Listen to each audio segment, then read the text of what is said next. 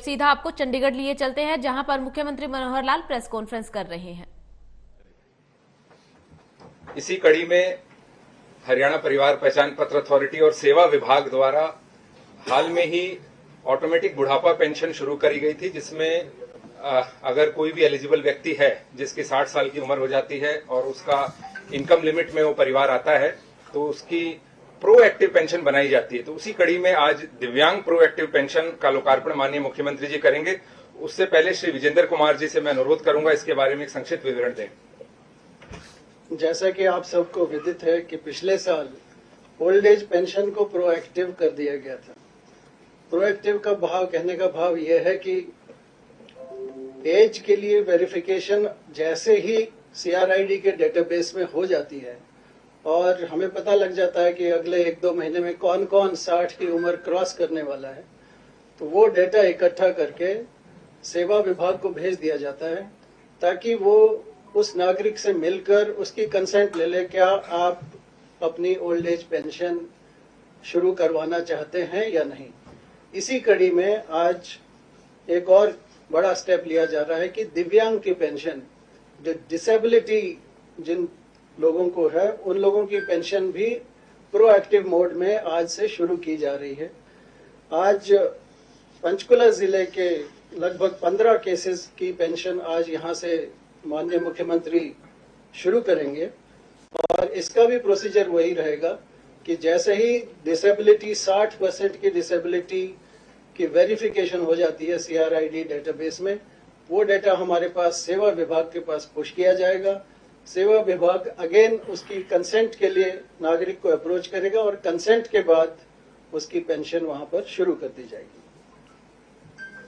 और मैं माननीय मुख्यमंत्री से अनुरोध करूंगा कि माउस का बटन दबाकर इस नए प्रकल्प प्रोएक्टिव दिव्यांग पेंशन का शुभारंभ करें।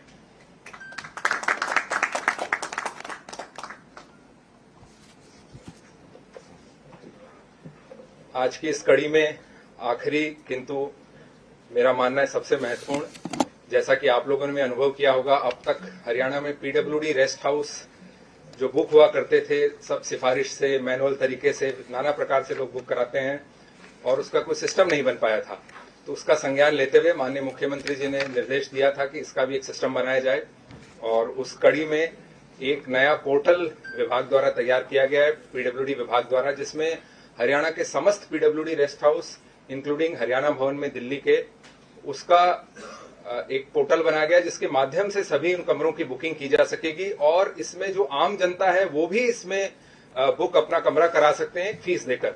और इसके अलावा बाकी भी जो एंटाइटल्ड लोग हैं, चाहे ऑफिसर्स हों चाहे विधायक गण हों, वो भी इसमें बुक करा सकते हैं। ऑटोमेटिक ट्रांसपेरेंट सिस्टम से इसमें बुकिंग संभव हो पाएगी। तो मैं माननीय मुख्यमंत्री से अनुरोध करूंगा कि माउस दबाकर इस पोर्टल का भी उद्घाटन करें।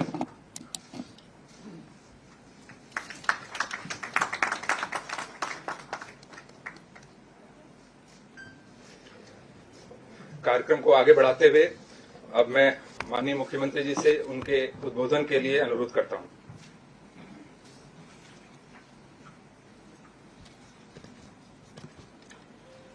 मित्रों, जैसा हमको जानकारी है कि हमारा हमेशा ही फोकस रहा है कि गुड गवर्नेंस, सुशासन, इसके आधार पर चीज़ों को आगे बढ़ाया जाए।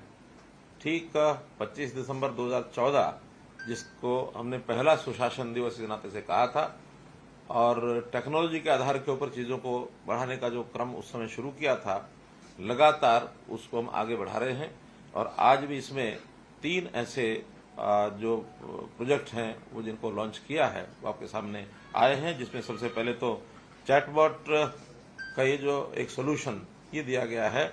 और हमको जैसे पता है कि परिवार पहचान पत्र भी अपने आप में एक यूनिक ऐसी एक चीज जो हमने तैयार की है, जिसका लाभ प्रदेश के लगभग 72 लाख परिवारों को उसका लाभ मिलेगा। अब इतना बड़ा प्रोजेक्ट स्वाभाविक है कि उसके अंदर प्रारंभिक कुछ जिसको कहना चाहिए कि एक निटी-ग्रिटीज ऐसी होती हैं, जो कुछ ऐसी समस्याएं आती हैं, उनको हमने लगातार ठीक किया है। चाहे उसमें राशन कार्ड की बात हो, चाहे पेंशन की बात हो, चाहे चराई योजना की हो, इनकम की हो, वो पर्याप्त संख्या में हमने ठीक किया है। क्योंकि अभी एक ऐसा फ्रेंडली एक पोर्टल बनना चाहिए जिससे किसी भी आदमी को कोई भी जानकारी अपनी लेनी है तो कहीं भी वो ले सकता है अपने मोबाइल से उसको खोल करके। और चैटबॉट का जैसे एक सिस्टम होता है, इसमें आर्टिफिशियल इंटेलिजेंस और मशीन लर्निंग, नेचुरल लैंग्वेज, ये जो सारे सिस्टम होते हैं ताकि हमारे बोलने से ही और वो उसकी आवाज़ को पहचान ले और पहचानने के बाद उसका उत्तर वहाँ से मिले। उत्तर भी देंगे ताऊ जी, तो उत्तर जो है हमको मिले। अब इसमें एकदम ये तो नहीं कहा जा सकता कि इसमें कोई गलती नहीं होगी, क्योंकि धीरे धीरे उस सिस्टम को अडेप्टिव होना पड़ता है। जिस आदमी को बोलना है उसकी भाषा, उसकी लैंग्वेज उसको। और ये सामान्यतः एक बार जो व्यक्ति अपना चैटबॉट बॉक्स खोलेगा और वही व्यक्ति बार बार पूछेगा तो उसके उत्तर ठीक आएंगे। लेकिन अगर एक ही चैट बॉक्स को मुझे लगता है अगर अलग अलग व्यक्ति जाके पूछेंगे तो लैंग्वेज की प्रॉब्लम कई बार आती है। अब ये प्रारंभिक चरण हैं, जो भी चीजें इसमें होंगी हमारे टेक्निकल लोग इस पर लगातार नजर रखेंगे। लेकिन अच्छा फ्रेंडली एक विषय, जहां भी कई आदमी होता है अपने मोबाइल को साथ लेके रखता है, चाहे वो खेत में जाए, ऑफिस में जाए, घर में बैठे पढ़ने जाए, सैर करते हुए भी अपनी जानकारियां ले सकता है। चैट बॉक्स का एक ही इस प्रकार से एक हमने सोल्यूशन दिया है और मैं समझता हूं जनता को बहुत इसका लाभ होगा। और जितने उसके प्रश्न होंगे, चाहे उसके जाति के हैं, आय के हैं, व्यवसाय के हैं, जन्मतिथि के हैं, ये सब जो उसको, चाहे उसका फिर आय के साथ उसका सार्वजनिक वितरण प्रणाली यानी राशन कार्ड हो, फिर उसकी चाहे जो भी कोई प्रश्न है, वो सारा जो सूचना डाटाबेस हमारे पास जो कोष बना है, उस कोष में से उसको ये उत्तर त्वरित और सटीक रूप से ये सब मिलेगा। दूसरा जो हमने प्रोएक्टिव एक पोर्टल बनाया है वो दिव्यांग सेवा, दिव्यांग की पेंशन, ये सेवा। और इस सेवा में अभी तक दिव्यांग को पेंशन बनाने में काफी कठिनाई आती थी। आयु के हिसाब से तो 60 वर्ष की आयु एक गणना के हिसाब से ऑटोमेटिकली व्यक्ति की गणना हो जाती है, लेकिन इसमें शर्त है कि 60% उसका दिव्यांग का सर्टिफिकेट होना चाहिए।